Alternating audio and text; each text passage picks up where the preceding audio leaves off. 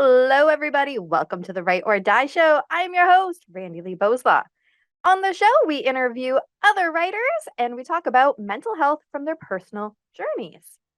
If you have not already hit that like and subscribe button, go ahead, do that now so that you never miss an episode. Welcome back to another episode of the Write or Die Show. I'm your host, Randi-lee. My co-host, who you can sort of see there, hold on, guys, wait, is Blackie, Black Cat. She is going to be a very good girl, I think. Right? Yeah, she agrees. And with us today, we have an awesome guest, of course. And I'm going to butcher the last name because I cannot roll my R's, but I'm going to try for everybody. We have Sally Barrilla. Thank you. You almost got it. You almost got it. I appreciate it. You didn't butcher it. You tried. I appreciate it. Thank you so I much. I could roll like one R, but I can't I yeah. completely get it. When I was a kid, it was a little harder for me to roll my R's. I think it was just like gradually. I just had to like learn because of my dad. He loves to roll his R's for everything. So That's awesome. everything. And I'm like, do you really need the extra emphasis? Yes, he does. I guess I so. If I could, I would probably roll it every time I said my name, but since I can't, I don't. I will happily introduce you to my dad if that's the case. So tell us a little bit about who you are. Yeah, of course. So, a little about me. I'm a New York City person, born and raised. And I think growing up in New York City as a person of color, my whole life, my family they immigrated from Ecuador to America. And they always told me, to always strive for your dreams, to always go for it. And I think growing up in New York City, having so many opportunities, I'm a self-proclaimed bookworm. I live for reading and writing. And I think when I was a kid, I just fell in love with books, and I think it was then that I just noticed the utter passion, creativity, and imagination that flows through a book. And whenever anybody would ask me, I would always say what I wanted to be was a writer. I was going to be a writer. Awesome. So I guess a little about me currently is I'm a blogger and a podcaster myself. I'm known as Detective Writer, and I also have a book out. I self-published it in December 2021, and it's called The Toxic Combination of Love and Revenge Hatred is Served. It's a big title, I know, but I I live for the long title. That's all right. We'll talk about that more later. Sometimes you kind of have to have a big title sometimes. You got to get it all in there, right? I don't think I'm a simple lady. I always like something to be like a little bit more fancier than it sounds like. Oh, So there I you don't know go. why. I don't call Whatever. myself the simple lady. I like to embellish a little bit. You're fancy. It's totally fine. Black Cat never sits on my lap for this long, so I'm just like really in love with it right now. Oh, she's so cute. She reminds me of the bodega cats that I usually see like right downstairs from my house. And it's interesting, like for anybody who's not sure what a bodega is, it's basically what we call grocery stores in New York. Oh, And there's so many cats everywhere. And there's these little cats where you see cat food and they love to nuzzle up to your foot. And there's a one black cat, I think her name is Whispers or something like that, because she just makes the tiniest footsteps. And I'm oh, just like, I love you, kitty. And she wants me to buy her food. And I'm like, but you're not my cat. How am I going to buy this $30 pair of cat food? oh, jeez. She just wants it though. It's hard to say no to them. They're just so Hard darn to cute. pout when they pout. I know. Which is why I didn't kick her out. Normally, I kick out the cats before I record, but she just was on my lap and like, love me, love me. So that's what we're doing. Oh, good. No worries. All right. Back on track. I know, guys, I get distracted. It's a thing. Um, so this is the time that you get to tell us your story about mental health. Start it wherever makes the most sense for you, and we'll I'll jump in randomly. Yeah, of course. So I guess I'll give you a little bit of a background. Like I said, my family had immigrated from Ecuador to America, and growing up, mental health wasn't really discussed when I was a kid. Or I think it's because like back in the olden days, like my parents used to say, it was more viewed as long as you were healthy physically, there was nothing else to worry about. And I think having been a kid, I always consider myself an outsider, but I didn't really pay attention to my mental health personally. I remember having a few bouts of, getting anxious before a test or before, I had to say something in front of my classmates or even reading my work out loud. But I think it was more brought up in depth. I think I started realizing a little bit more about the importance about mental health when I was in sixth grade. And I had just started middle school for the first time. And I remember experiencing bullying for the first time.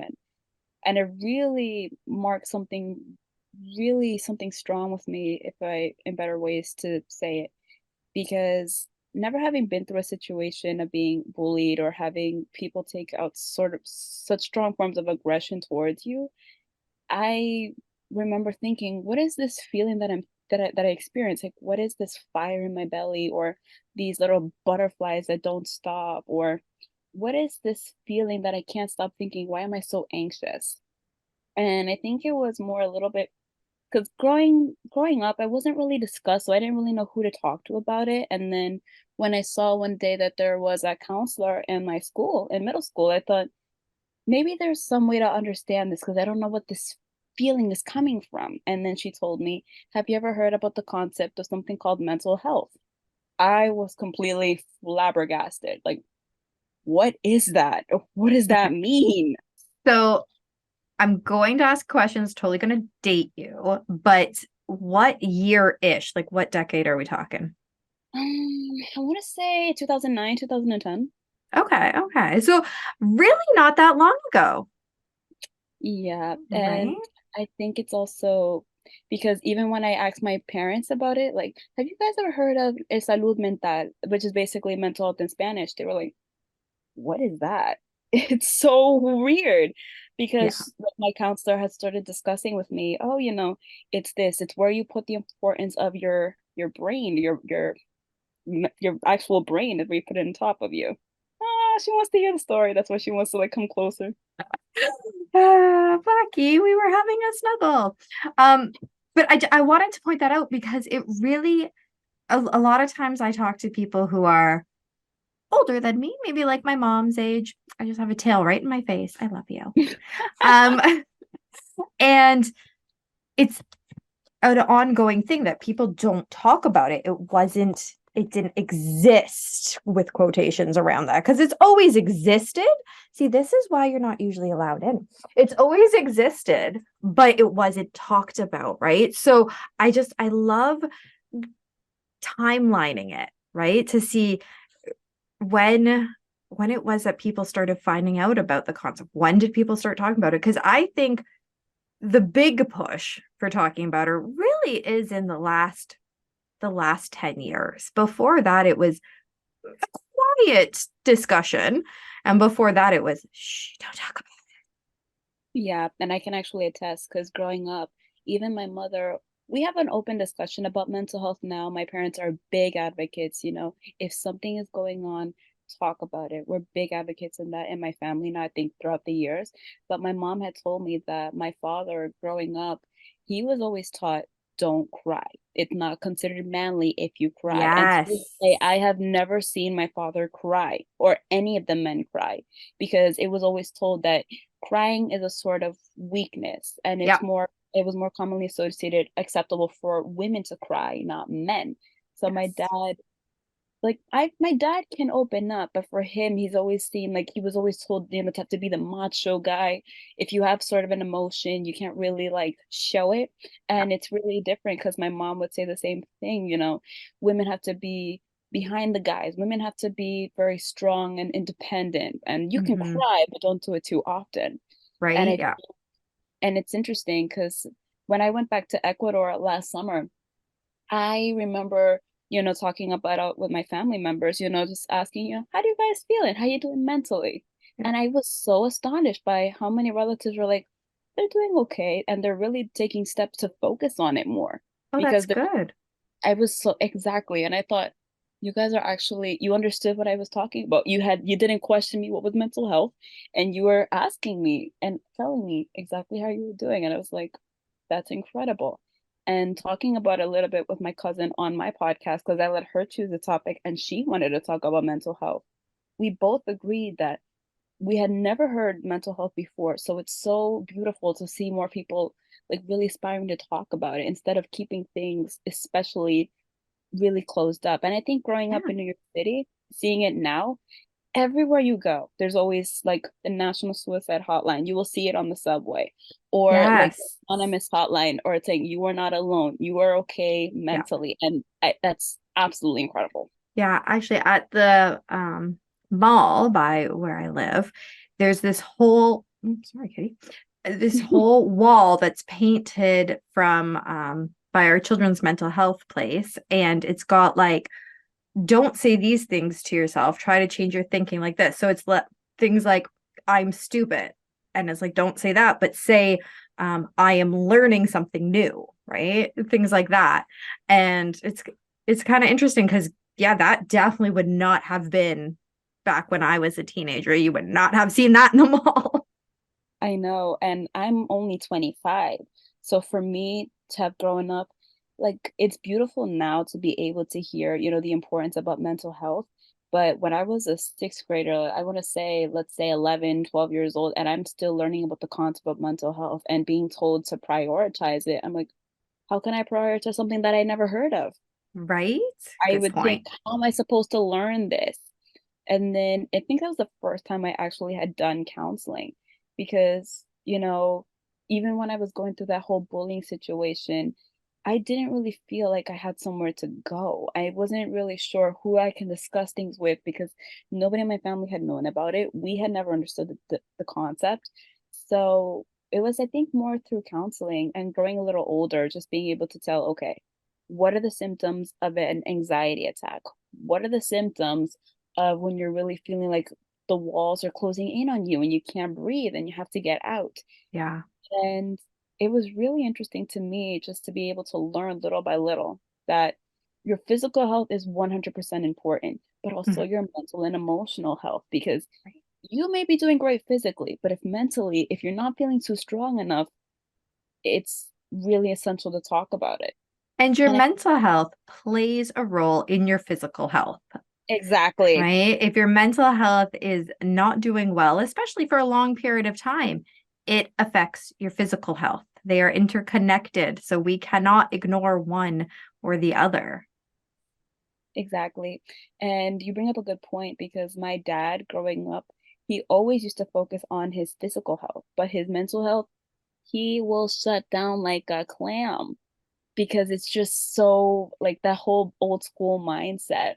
And my dad would say, "Oh, if he's not having a good day mentally, you can tell. Like Yeah. he's really a little drained, he's a little too tired." And my mom used to be the same way. So I'm like, you may think people that sometimes your physical health is the only thing that matters, but if you're mentally not really feeling to at your best, it can also show. For sure. And Yeah. it was interesting because I remember the first time I ever spoke with my mother that I thought I had depression because, going through bullying and really just feeling so sad all the time. I thought that was the first time I even heard of the term depression.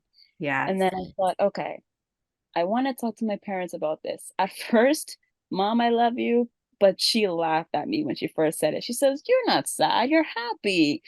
And then because that was a completely unknown concept. Yeah.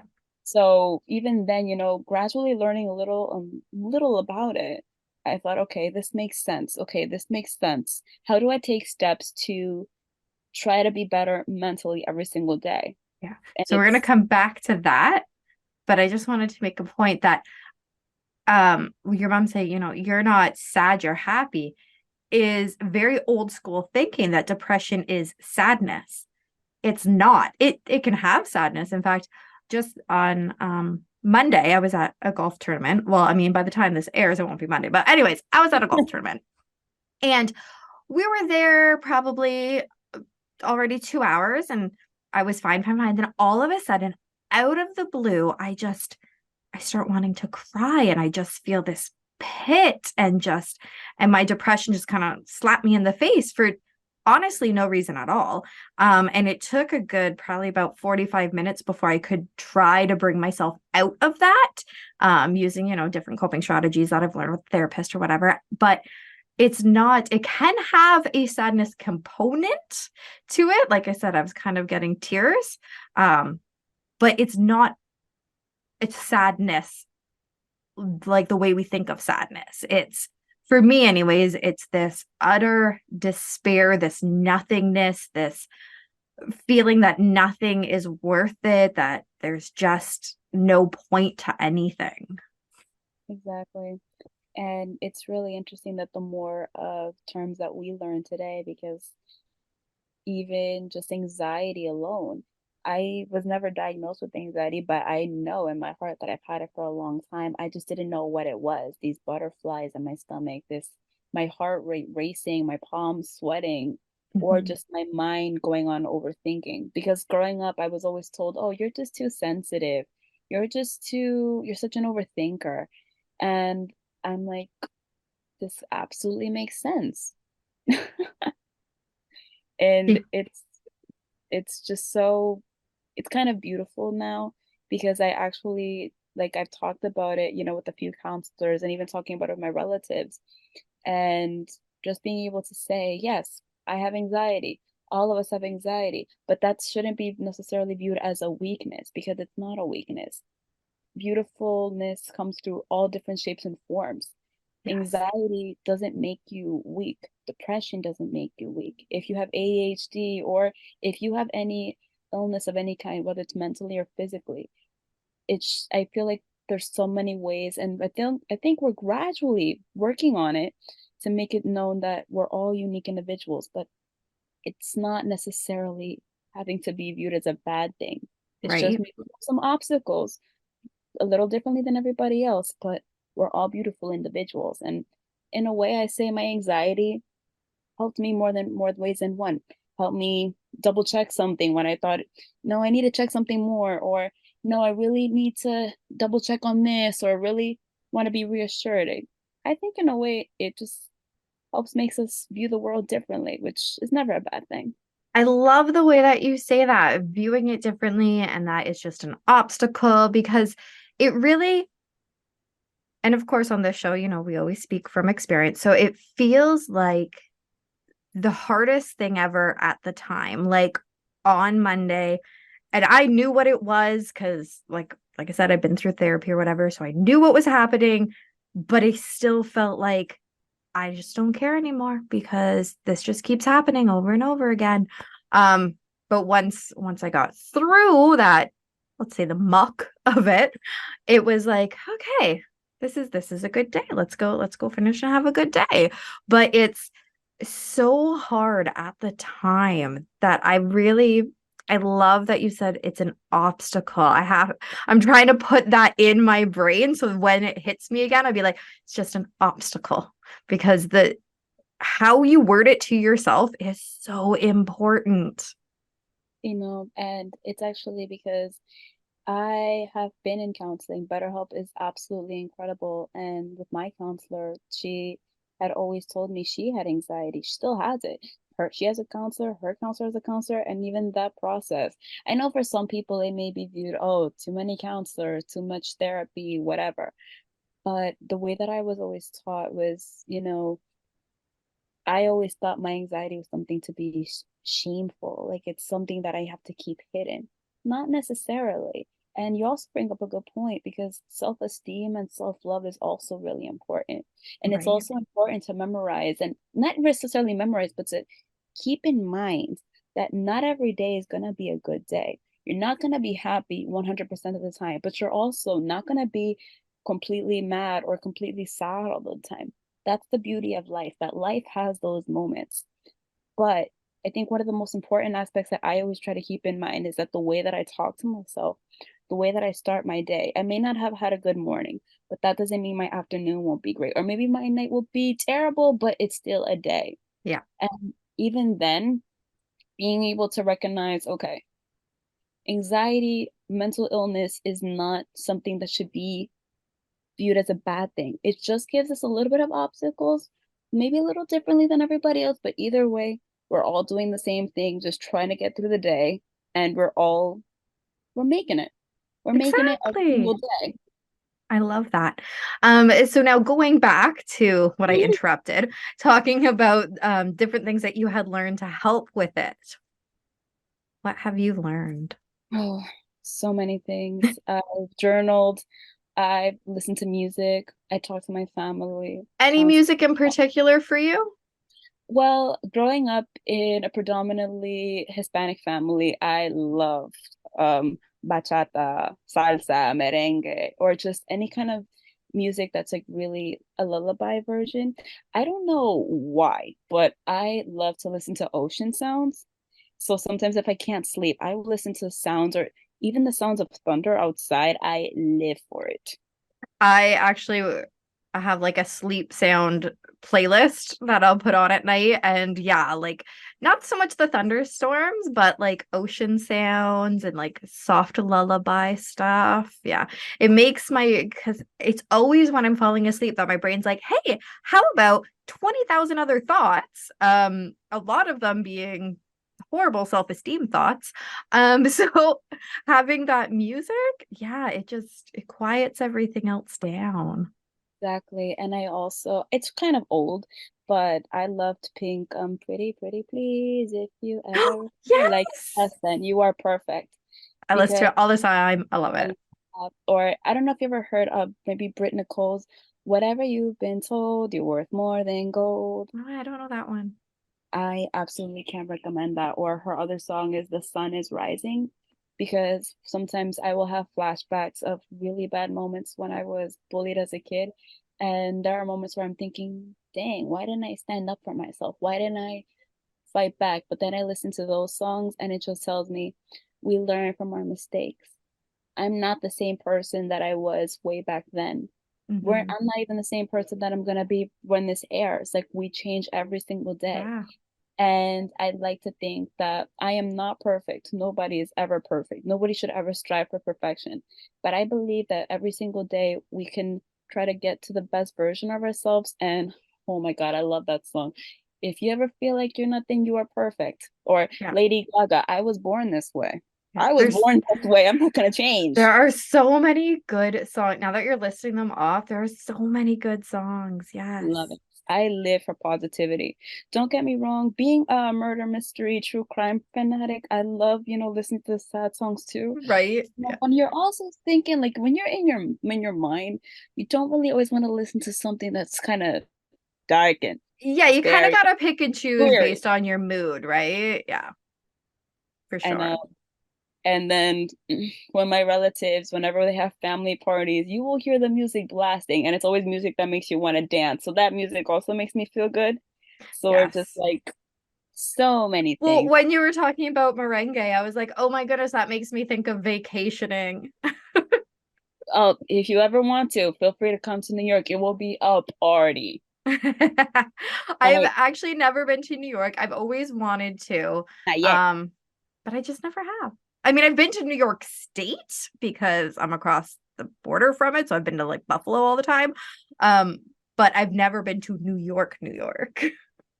Not yet. You will maybe one day soon. You never Maybe know. one day. Exactly, exactly. I even because of Netflix, I've been introduced to a lot of K-dramas, and I found that even though I don't understand what the music is saying, and I probably am going to butcher their names. Maybe it's something called Blackpink or a whole bunch of other Asian bands. I just can't name off the top of my head, Yeah. but there's a few like you remember your day wasn't okay, but you'll always be okay. And I can't remember who sings that song because I don't want to butcher the person's name, but it's on Netflix.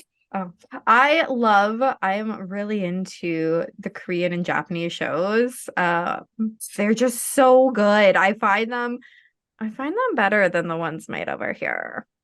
Yeah, and even then, like I will sometimes feel so old school. Like I will listen to telenovelas like my grandparents used to, and I'm still just like, okay, I can see the appeal, but now I'm sort of leaning more into K-dramas and stuff because I'm not a big person that's a big fan of anime because I feel like I don't know, I like to see more of the reality, like Yeah, more of us in tune. yeah. But I I loved also anime when I was younger. I don't watch it as much now that I'm older, but yeah.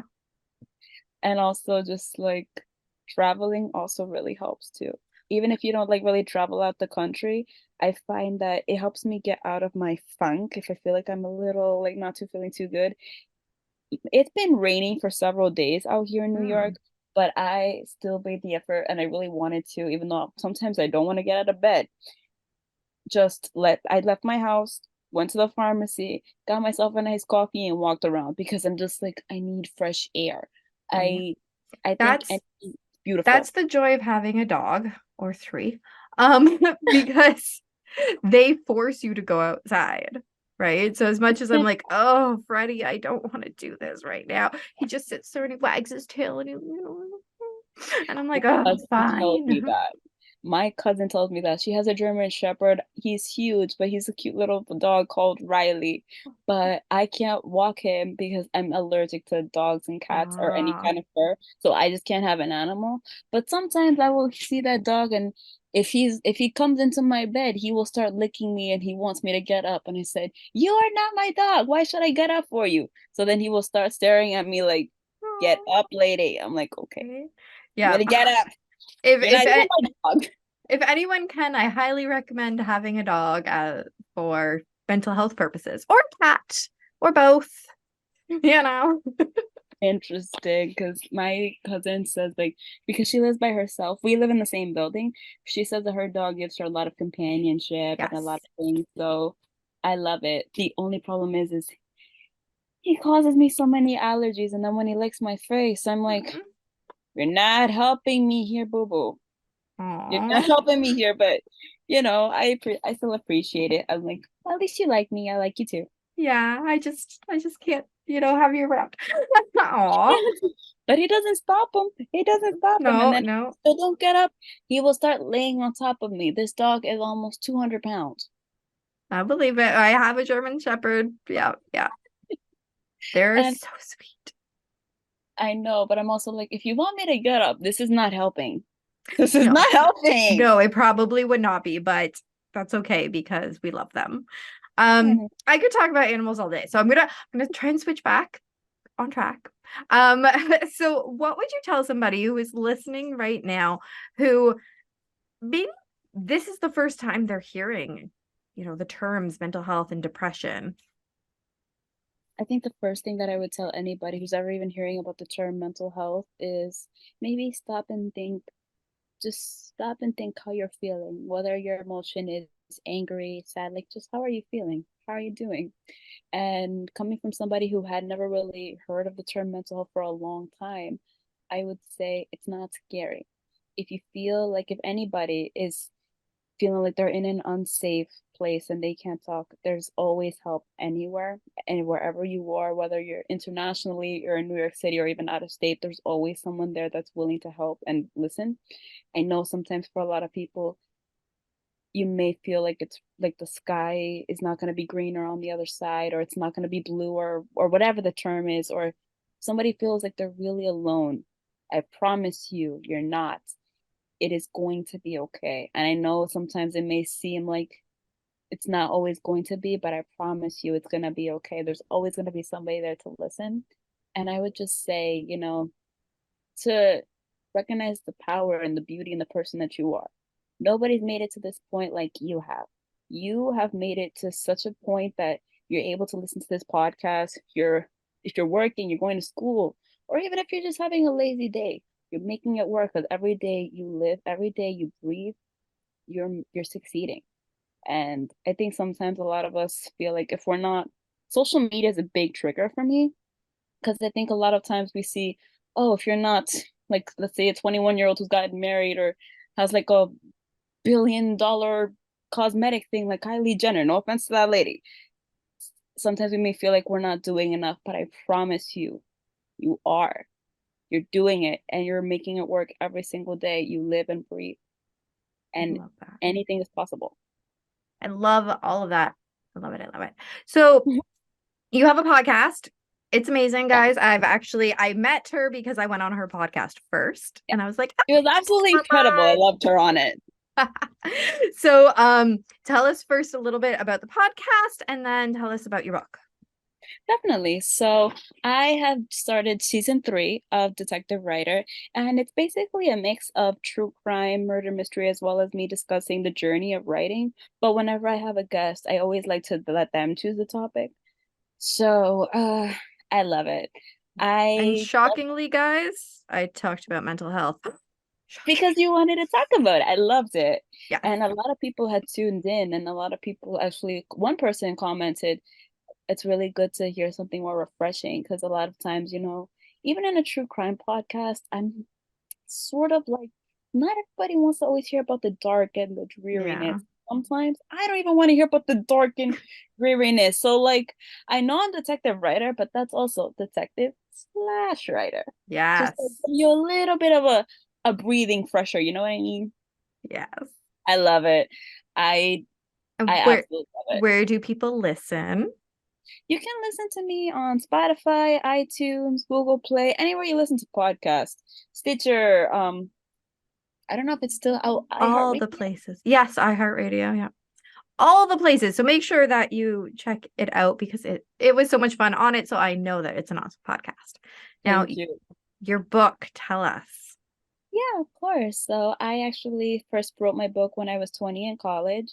And I remember writing over 50 plus pages for a prompt that was, oh, if you could be somebody else in the world, what would they be like? Somebody look just like you. I wrote so much. And oh, being able to self-publish, even though it did cost me quite a bit of money, it was still nothing more incredible than just being able to finally hold your book. And it's basically about a private detective named Sasha Thomas discovers that her adopted son was murdered by the doctor who was supposed to be treating him for his cancer treatment. So she is on the verge of, she's on the path of revenge, but she's also like throughout the book, she's starting to realize, whether or not moving forward or revenge is the best key. And I wanted to really bring that lesson to light for anybody.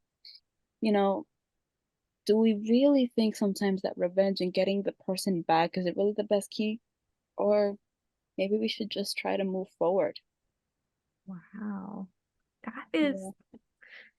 ooh, I like it. And tell us the giant long title again. It's actually called The Doctor, the toxic combination of love, hatred, and revenge it serves. I always get love and revenge mixed up, but I can actually send it to you. It's just such a long title. I But will that's tell okay. I will tell you this though. On Goodreads, I saw that it had somebody had recently given me a 1 star. But this brings me back to the point of mental health. I realize every single day your content is gonna keep on shining no matter the reviews you get. It's only my first book. I'll get better, but I'm currently writing a sequel to The Doctor, so we Oh, shall see how nice. that goes. And the thing with reviews is you always have to take them with a little grain of salt, right? Because maybe that book just wasn't what they were expecting or what they normally like to read, I'm trying. I'm keeping it in my mind.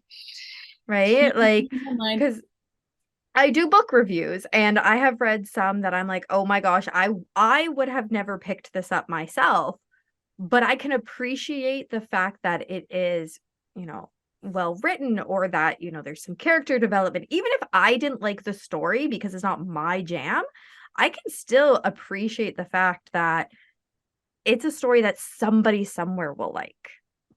Yeah, just like I told you about the book that somebody had written about falling in love with coronavirus a few months Oh back. my gosh, yes. I'm like, Yes. you know that they're making a sequel to that? Are they seriously? Apparently. I think the person chooses to be with Corona and then Oh my apparently goodness. has I don't really know what happens, but I didn't pick up to read it. If anybody has read it, please let us know. Right? That, oh wow. Wow. So where do people pick up your book? It's anywhere. You can find it on Amazon, Goodreads, Barnes and Noble, or if you can you can just Google me, my name, and then you probably will see it come up. It's also available on my website, detectivewriter.com. Perfect. And where do people follow you? You can follow me on Instagram, TikTok, Facebook, Snapchat, Twitter. I have several different names. So my Instagram is Maltese Falcon 210 because I love murder mystery and Maltese Falcon, the 1940s film. I loved it. And that's also I'm Detective Clue on Twitter, TikTok, Maltese Falcon 210 as well. And if you follow me on LinkedIn, it's just my name, Sally Barrilla, or you can always look me up through detectivewriter.com. I swear it has all my socials there. Perfect. Is there any last things that you want to say before we say goodbye? Yes, of course. So I will definitely say, like I said before, if anybody out there is listening and you may feel like you're alone or that there's no one that's listening, I promise you there is. You can always talk to me or anybody, and I know I'm a complete stranger, but it's been an absolute pleasure, and I hope everybody who is listening is having a great day, morning, afternoon, evening, or night. And I truly can't thank you enough for having me. It's been an absolute pleasure. Thanks. It's been a pleasure to have you. Thank you. As always, thank you so much for the amazing guests that we have on the show. Be sure to check out their links down in the description below. If you want to support the channel, go ahead and check out our merch store. We've got some very cool things on there. That's my favorite. Sorry, I'm busy ending the stigma. But there's some other very cool designs. 10% of the proceeds always goes back to the Canadian Mental Health Association. Be sure to follow us on Facebook at RB Media because we have some great new shows coming up and you never want to miss any of those episodes. And remember, the only way to end the stigma of mental health is to speak openly and honestly. Bye.